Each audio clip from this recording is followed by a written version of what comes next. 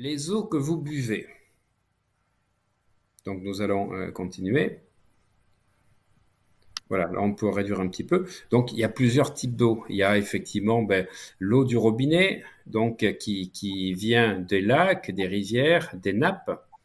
L'eau filtrée, elle vient aussi des lacs, des rivières, de nappes souterraines. L'eau de source, elle est souterraine. L'eau minérale, elle est naturelle. Voilà. Alors, l'eau du robinet, effectivement, il y a un traitement chimique. Ça, c'est clair. L'eau filtrée, vous avez une filtration partielle qui va enlever des oligo-éléments. L'eau de source, il n'y a aucun traitement chimique. L'eau minérale non plus. Et ce qui fait que les compositions minérales donc de l'eau du robinet sont relativement, on va dire, variables. On ne peut pas les comparer, surtout d'une ville à l'autre, mais surtout ce qu'il faut voir, c'est tous les résidus que l'on peut trouver entre les pesticides et effectivement tout ce qu'on trouve comme médicaments qui sont jetés. Et malgré les filtres qu'il y a, l'eau contient toujours des traces. Il y aura toujours une mémoire dans l'eau. Il y a effectivement l'eau de source. Alors la composition minérale, elle est faiblement variable. Et puis l'eau minérale naturelle, elle est obligatoirement stable puisqu'effectivement c'est en bouteille.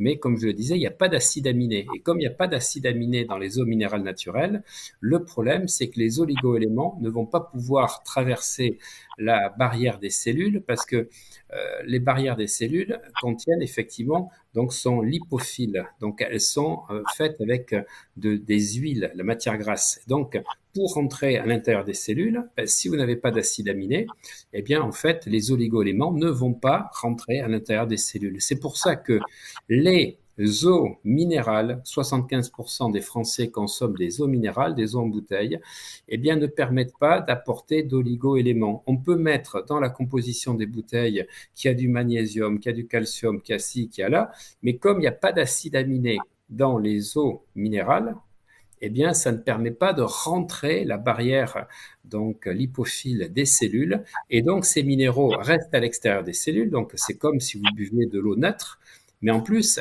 ces minéraux vont arriver au niveau des reins. Ça va encrasser. Et en fait, vous allez surcharger vos reins et vous allez encrasser votre corps. Donc, pour vous dire que contrairement aux allégations que vous voyez du marketing chez toutes les grosses compagnies comme Nestlé qui vous disent cette eau contient du magnésium, c'est vrai, mais vous ne l'absorbez pas puisqu'il n'y a pas d'acide aminé pour l'absorber. Et ça, c'est la grosse escroquerie de toutes ces eaux. En fait, vous pouvez avoir tout ce que vous voulez dedans, vous n'en bénéficierez pas. Voilà, donc les eaux minérales naturelles, c'est de l'eau en conserve qui sont donc les molécules sont clusterisées. Vous n'arrivez pas, comme elles sont en grappe, puisque l'eau a été en conserve, vous n'arrivez pas à bien vous hydrater. Vous êtes hydraté à 15% et en plus vous ne bénéficiez pas des oligo-éléments.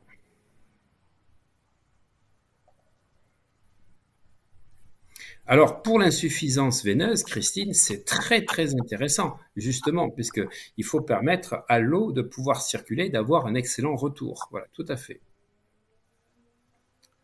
Voilà, l'eau en bouteille, un gros marché et du marketing. C'est exactement ça, Isabelle. Ça sert à rien. Ça sert à rien. Alors, c'est moins contaminé que l'eau potable, mais ça porte pas grand-chose. Alors, les eaux en bouteille, la problématique, c'est les minéraux.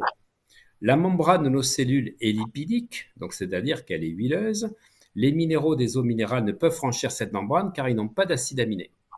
Donc ils ne passent pas la barrière intestinale et ils ne sont pas assimilés par le corps. Donc ils surchargent les reins et sont rejetés par les urines.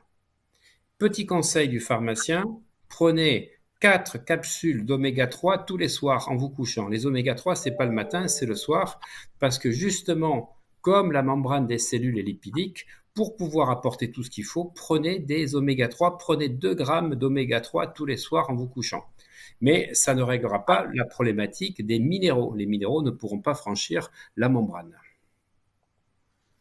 Voilà. Alors, eau de source et eau minérale, Claudine, eh bien, une eau de source, par exemple, nous, du côté d'Arcachon, on a les abatilles. Donc, c'est une source un petit peu thermale, et donc c'est ça l'eau de source. L'eau minérale, ce sont des eaux qui viennent des fois de ruisseaux, qui viennent de cascades, donc elles sont pas forcément dans des sources qui ont des propriétés. Voilà la différence que l'on met. Eau minérale, c'est de l'eau qui est puisée en montagne. L'eau de source, ça vient d'endroits qui sont pas forcément en montagne, mais dans lesquels il y a des propriétés particulières.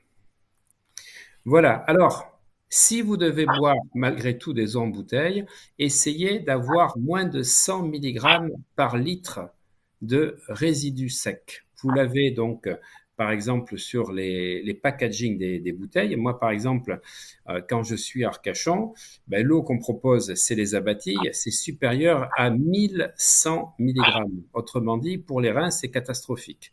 Et c'est le professeur Marc-Henri qui explique qu'effectivement, on doit viser moins de 100 milligrammes par litre, sinon vous allez user vos reins. Voilà. Et ça, c'est ce qu'il faut vraiment viser quand vous êtes moins de 100 milligrammes et vous avez Monroucou qui en fait partie.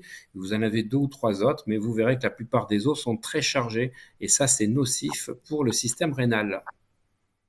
Alors, le saviez-vous? Alors, on va parler des déchets plastiques puisque vous savez que euh, aujourd'hui, le plastique va être supprimé progressivement d'ici 2030. Est-ce que vous savez, ça c'est une question qui est intéressante, est-ce que vous savez la durée de vie de dégradation, donc la durée de vie, la durée de dégradation du plastique? C'est-à-dire les gens qui jettent des plastiques, des bouteilles en plastique,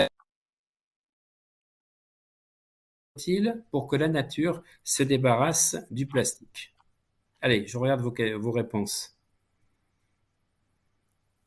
Les trois premières bonnes réponses gagneront un séminaire les 8 et 9 octobre à Arcachon, en plein eau, mais c'est l'eau salée. Voilà. Donc, vous ne le savez pas? Allez, je laisse 5 secondes. Combien de temps? 250 ans? 3000 ans? Alors, c'est pas 250 ans, et c'est pas 3000 ans, c'est entre les deux.